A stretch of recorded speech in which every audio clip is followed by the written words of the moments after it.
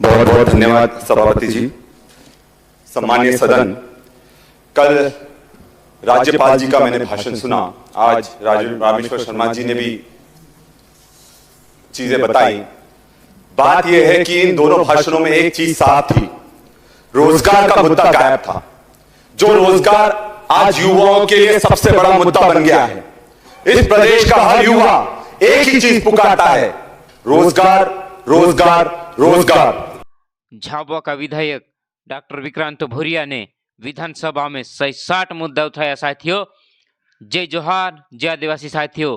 बेरोजगार युवाओं को यह वीडियो जरूर सुनना चाहिए और देखना चाहिए साथियों कि डॉक्टर विक्रांत भूरिया विधानसभा में क्या क्या मुद्दा उठाया। साथियों, पूरा बेरोजगार और गरीब आदिवासी के बारे में ही पूरा मुद्दा उठाया। साथियों ऐसे ही विधानसभा में बेरोजगार और गरीब युवाओं का मुद्दा उठाते रहना चाहिए साथियों।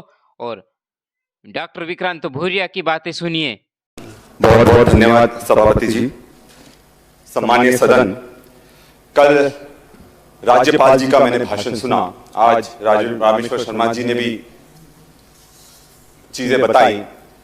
बात यह है कि इन दोनों भाषणों में एक चीज साफ थी, रोजगार का मुद्दा गायब था। जो रोजगार आज युवाओं के लिए सबसे बड़ा मुद्दा बन गया है। इस प्रदेश का हर युवा एक ही चीज पुकारता है, रोजगार, रोजगार, रोजगार। और उनकी पीड़ा मैं आप सबके सामने रखना चाहूंगा। बेरोजगार हैं साहब, इन्हें रोजगार चाहिए। भ्रष्टाचार में लोग खूब नौकरी पा रहे हैं, रिश्वत की कमाई खूब मजे से खा रहे हैं। नौकरी पाने के लिए यहां जुगाड़ चाहिए। बेरोजगार हैं साहब, इन्हें रोजगार चाहिए। टैलेंट की कोई कमी नहीं मध्य प्रदेश की सड़कों पर। दुनिया बदल देंगे, भरोसा करो इन लड़कों पर। कैसे मिले नौकरी जब नौकरी ही बिकी जा रही है। नौकरी की प्रक्रिया में अब तो सुधार चाहिए। बेरोजगार हैं साहब, इन्हें रोजगार चाहिए। साहब, मैं सभी यहां पर उपस्थित विधायकों को मैं एक चीज कहना चाहूंगा कि रोजगार का महत्व आज सबसे ज्यादा हो गया है।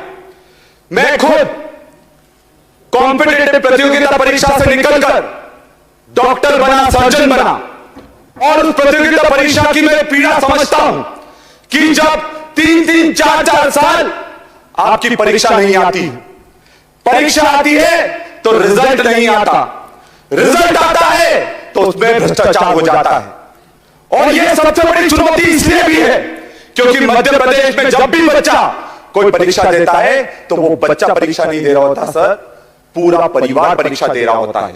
और परिवार को डर लगा रहता है कहीं बच्चे के मानसिक संतुलन ना बिगड़ जाए और बच्चा आत्महत्या ना कर ले। यह हकीकत है। और यही स्थिति 2 दिन पहले इंदौर के एक बालक ने एमपीपीएससी की जो तैयारी कर रहा था, उसने आत्महत्या कर ली। उसके आत्महत्या करने से शायद कुछ लोगों को फर्क नहीं पड़ेगा, पर यह सिस्टम के मुंह पर जबरदस्त तमाचा है। क्योंकि आज अगर हम अपने बच्चों को रोजगार नहीं दे पा रहे हैं तो हम उनके लिए कुछ अच्छा नहीं कर रहे हैं। और सबसे बड़ी बात मैं सभापति जी के सामने रखूंगा। आज मेरा एक तारांकित प्रश्न था कि कितनी भर्तियां हुई, उनकी कब विज्ञप्ति निकली, और विज्ञप्ति निकली तो उसका क्या हुआ, और अगर विज्ञप्ति निरस्त हुई तो उन बच्चों को वह पैसे वापस करेंगे कि नहीं करेंगे। मैं आपको बताना चाहूंगा सभापति जी, उस प्रश्न का मुझे उत्तर नहीं दिया गया। क्या यह विधायक के प्रोटोकॉल का उल्लंघन नहीं है कि प्रश्न पूछे जाने पर उसका उत्तर नहीं दिया जाए। मैं एक और बात कहता हूं कि मध्य प्रदेश में सरकार, मुख्यमंत्री बहुत वादे करते हैं, और जिस तरह के वादे अतिथि शिक्षकों के साथ किए गए, अतिथि विद्वानों के साथ किए गए, आशा कार्यकर्ताओं, आंगनवाड़ियों के साथ करेंगे, सबको छल लिया गया है। और आज बेरोजगारी, पलायन का सबसे बड़ा कारण है। मैं एक आदिवासी हूं, आदिवासी अंचल से आता हूं। हमारे पूरे लोग गुजरात जाते हैं नौकरी करने के लिए। क्या कारण है कि उनका रोजगार झाबुआ में नहीं मिल पाता, आदिवासी अंचल में नहीं मिल पाता, उनको बाहर पलायन करना पड़ता है क्योंकि उनके पास रोजगार नहीं है। क्या कारण है मध्य प्रदेश में एसटी/एससी बैकलॉग के 1.5 लाख से ज्यादा पद खाली पड़े हुए हैं। क्या कारण है कि आदिवासियों के लिए जो पैसा आता है, जो उनके अधिकार का पैसा है, उसका 207 करोड़ रुपए दूसरे विभाग में दे दिया जाता है। ये शर्म की बात है सभापति जी।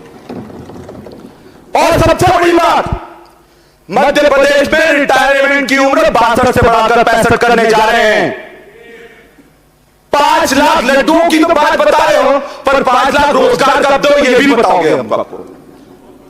और 5 लाख रोजगार जिनको मिलना था आपने उनको हटा दिया। आपको ये समझना चाहिए कि अगर आप कोई सेवानिवृत्त 5 लाख लोग हो रहे हैं तो 5 लाख युवाओं को रोजगार मिल जाता, 5 लाख कर्मचारियों को प्रमोशन मिल जाता।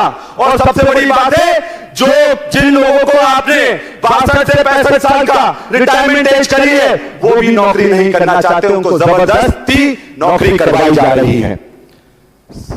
मैं एक बात आप सबसे खुलकर कहता हूं कि रोजगार को लेकर बहुत सारी बातें हैं, पर हमको एक परिवार के रूप में इस पर कुछ ना कुछ काम करना पड़ेगा। क्योंकि अगर हम उन युवाओं को रोजगार नहीं दे पाए, आप कब तक उनको लाठियों से डराओगे, कब तक डंडों से डराओगे, कब तक जेलों में बंद करोगे। अगर एक भगत सिंह बन गया तो सबको तबाह करता रख देगा। क्योंकि हम लोग भगत सिंह बनना नहीं चाहते हैं, हम लोग वो घाट में चीज लेना नहीं चाहते हैं, क्योंकि यह महात्मा गांधी का देश है। और हम जानते हैं कि हमारे अंदर भी भगत सिंह है, हमारे अंदर भी चंद्रशेखर आजाद है, और हम लड़ने से पीछे नहीं हटने वाले। हम लोग महात्मा गांधी के लोग हैं, हम गोडसे के लोग नहीं है। तो माफी मांग लेंगे। विषय समाप्त कीजिए, 5 मिनट हो गए। आज मैं 2 पंक्तियों के साथ अपनी बात को समाप्त करना चाहूंगा कि मध्य प्रदेश में युवाओं की क्या स्थिति है। पिछले 2 दशकों में मध्य प्रदेश में बेरोजगारों की एक ही कहानी है, दर दर भटक कर युवा झोंक रहे अपनी जवानी है, अपनी जवानी है। बहुत बहुत धन्यवाद। Thank you. शैलेंद्र जैन जी, सम्मानित सदस्य।